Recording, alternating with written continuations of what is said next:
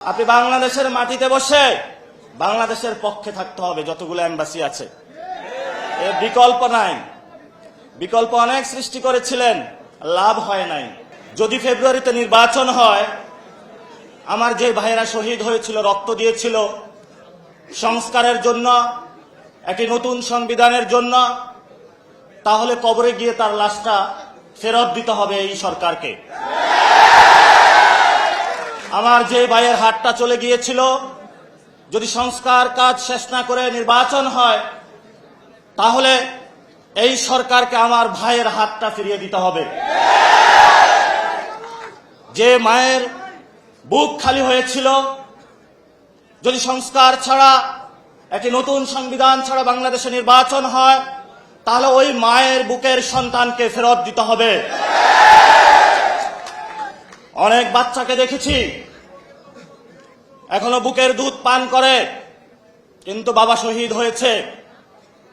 তাদের সাথে যখন কথা বলেছি, তাদের মুখের ভাষা পাইনি, শুধু চোখের ভাষা পেয়েছি। চোখের ভাষাটা ছিল অশ্রু। যে অশ্রুতে তারা বলেছিল, আমার বাচ্চা রয়ে গিয়েছে, আমার স্বামী চলে গিয়েছে, আমি বাংলাদেশ থেকে কিছু চাই না, কিন্তু আমি একটি সুন্দর ভবিষ্যতে বাংলাদেশ দেখতে চাই, যেখানে আমার এই বুকের যে সন্তান আছে, আর সন্তানকে কেউ খুন করবে না। কিন্তু বাংলাদেশে আমরা দেখতে পাচ্ছি একই সংস্কৃতির ডামাডোলে, একই ফেসিবাদী সংবিধানে, একই সিস্টেমের মধ্য দিয়ে আমরা নির্বাচনে যাচ্ছি। তাহলে এতগুলো মানুষ শহীদ হওয়ার প্রয়োজন কি ছিল? এতগুলো মানুষ আহত হওয়ার প্রয়োজন কি ছিল? আপনারা দেখেছেন, এখানে অনেক মিডিয়া ভাই রয়েছেন।